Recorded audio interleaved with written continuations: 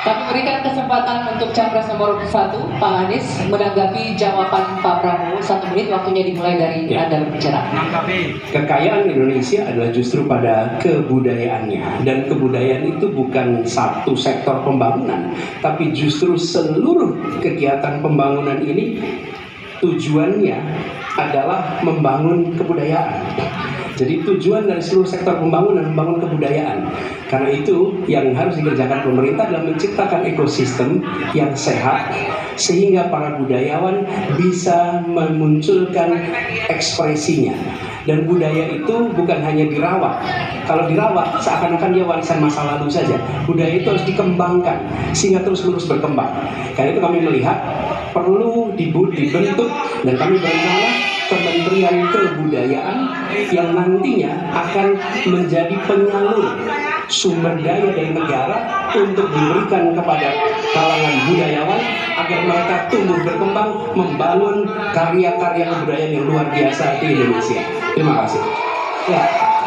Kini giliran Pak Prabowo Subianto untuk merespon tanggapan ini. Waktunya 1 menit, silakan Pak Prabowo. Saya kira kedua respons itu masuk akal. Saya bisa menerima dua respons itu. Memang banyak benernya, ya kita harus benar-benar memberi ruang untuk inisiatif, untuk inovasi, kreativitas. Tapi jelas pemerintah harus tidak ragu-ragu dan pemerintah harus berani untuk juga turun tangan, menjaga situs-situs, membantu museum-museum, membantu istana-istana sultan-sultan kita yang banyak sudah mau roboh. Ini harus kita bantu. Ini warisan budaya, warisan sejarah kita. Hal-hal seperti itu harus kita perhatikan. Tapi saya bisa menerima, saya juga setuju itu. Kalau saya jadi presiden, saya memikirkan Kementerian Kebudayaan. Ya. Kalau ide yang baik dari manapun saya bisa terima dan saya dukung. Terima kasih. Oke. Sekarang kami berikan kesempatan untuk memberikan aplaus bagi masing-masing capresnya, dan kami masih akan melanjutkan mempertajam visi misi dan program kerja calon presiden. Usai jeda di segmen selanjutnya, tetaplah di debat kelima calon presiden pemilu tahun 2024. Baik, pendidikan akan kami undang selanjutnya Ibu Reni Kusumawardani, MC Psikolog, untuk mengambil daftar pertanyaan dari Fismol.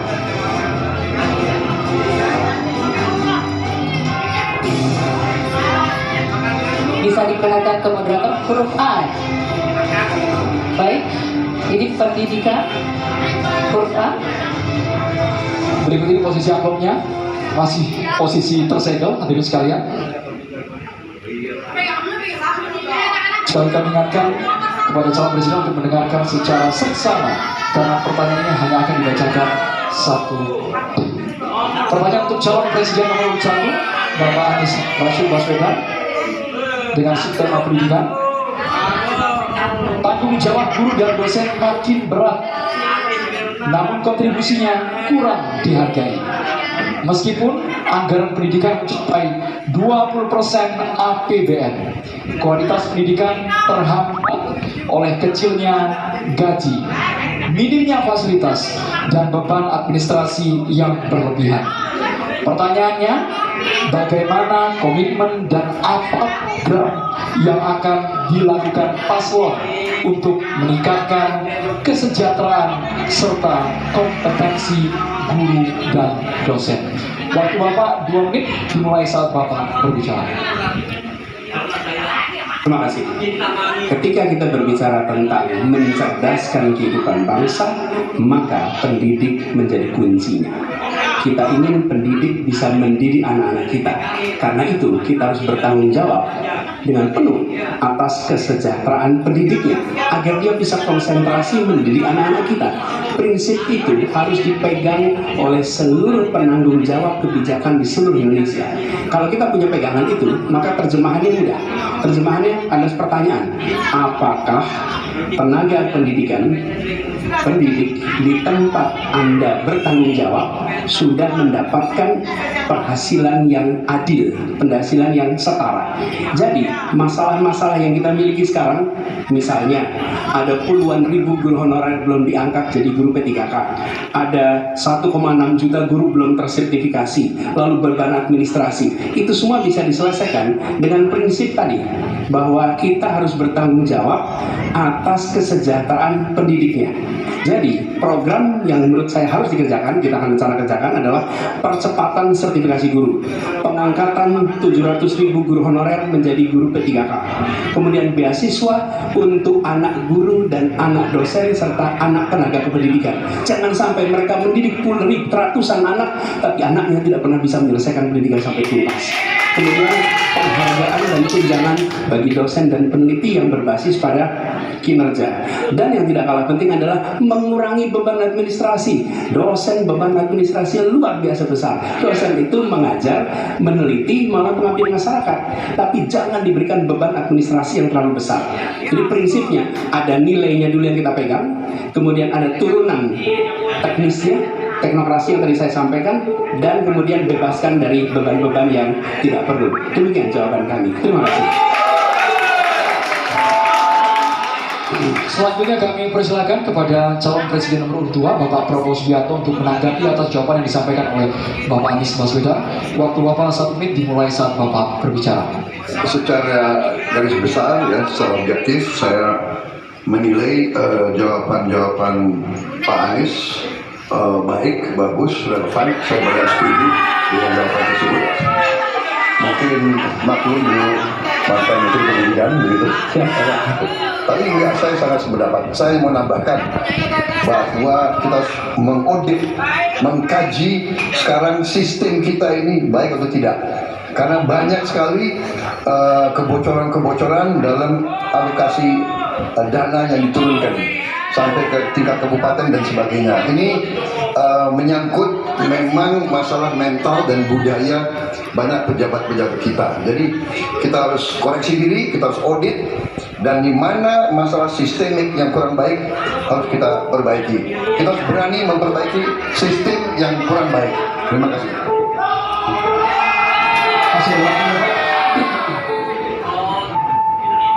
Selanjutnya kami berikan kesempatan kepada calon presiden nomor 3 Bapak Ganjar Pranowo untuk menanggapi atas jawaban yang disampaikan oleh Bapak Anies Baswedan. Waktu Bapak 1 menit dimulai saat Bapak berbicara. Kalau pendidikan mau maju, maka fasilitas mesti diberikan. Negara harus adil dan makin inklusif. Nah, ketika kita bicara pada pendidiknya atau gurunya, saya mau bercerita pengalaman saja. Ketika guru SMA, SMK, SLB diberikan pada provinsi, maka pada saat yang saya tanya pertama adalah berapa gajinya? 300.000 Pak. Sungguh tidak adil pemerintah ini. Maka pada saat itu saya sampaikan, kasih gaji sesuai UMP yang ada di Jawa Tengah, UMK yang ada di Jawa Tengah, tambah 10%. Baru kemudian kita dorong proses sertifikasi dan peningkatan kapasitas. Kami punya aplikasi namanya Bolpen. Ini bimbingan teknis online dan pendampingan untuk memberikan bantuan kepada guru memanfaatkan teknologi untuk memberikan pengajaran yang bermutu. Maka ketika praktek baik ini bisa kita lakukan, maka guru akan bisa bekerja dengan baik dan dia mesti dibebaskan dari persoalan administrasi yang menjerat.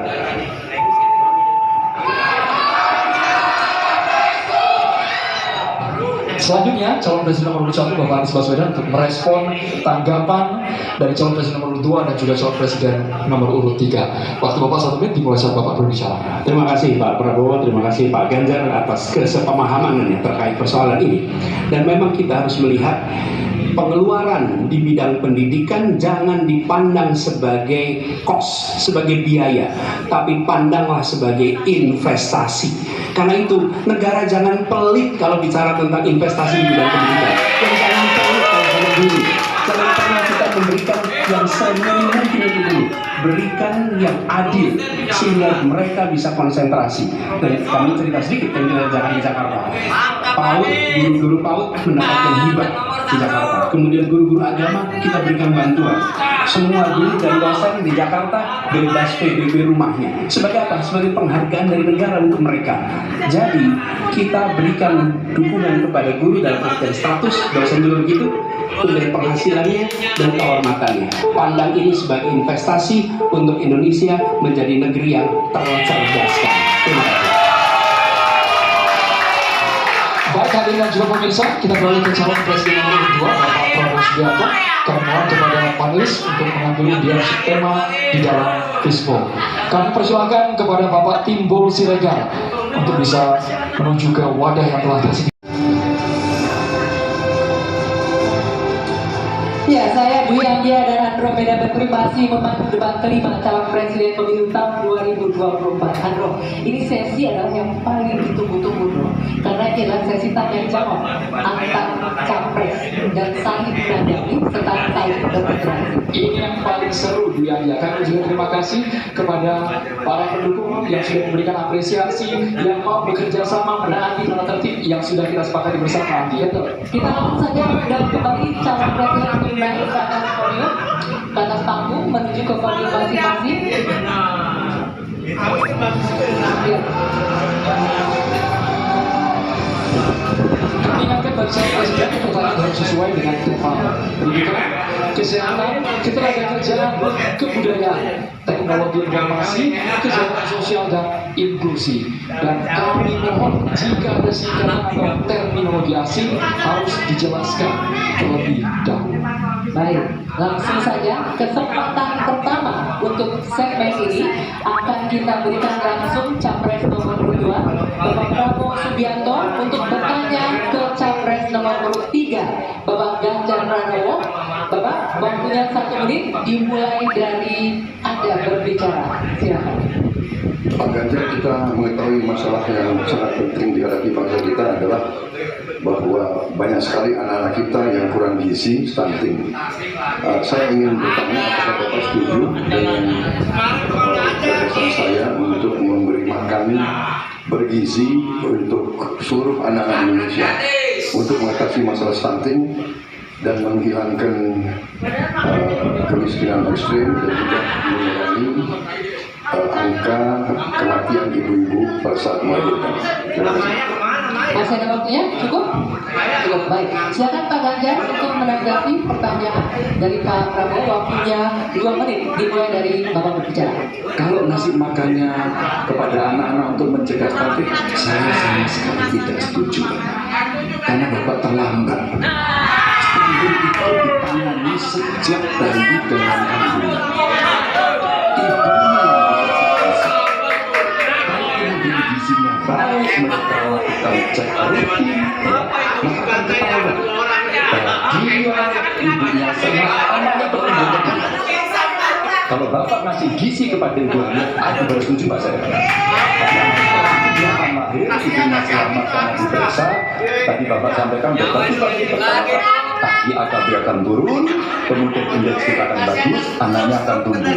Kalau sudah lahir dan tumbuh, mungkin bukan stunting Pak itu gizi buruk. Kalau gizi buruk Bapak mau memperbaiki boleh.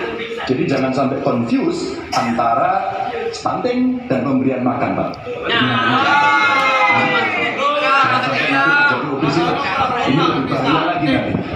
Itu kira-kira yang bisa dilakukan, jadi mengatasi stunting sejak ibu hamil, bahkan bisa dicegah pada saat anak-anak kita mau menikah Pak.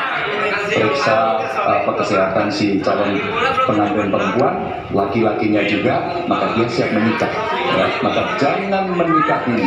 Baru hamil, periksa rutin, kasih gizi, insya Allah Pak, itu akan melahirkan bayi-bayi yang sehat, yang kuat, dan kemudian kalau itu kurang gizi, baru Bapak benar, kasih gizi yang baik agar anak-anak tidak kurang gizi dan dia tumbuh cerdas. Mudah-mudahan menjawab ini Pak. Terima kasih Pak. Baik, silakan Pak Prabowo untuk menanggapi jawaban dari Pak Ganjar. Waktunya 1 menit dimulai dari Bapak berbicara.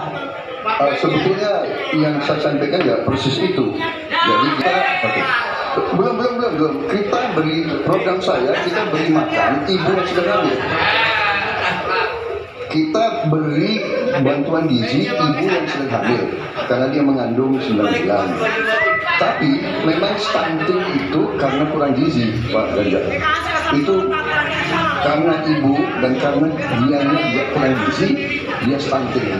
Dan itu terjadi di seluruh bagian dari Indonesia. Yang saya ketemukan anak-anak umur 10 tahun badannya seperti anak umur 4 tahun. Jadi kita harus intervensi, kita kasih bantuan makan, dan juga ini mengurangi kemiskinan karena banyak sekali rakyat kita yang penghasilannya hanya 1 juta rupiah sebulan. Jadi kalau tidak dibantu makan anak-anaknya sangat berat hidupnya. Terima kasih. Ya, cukup waktunya ya.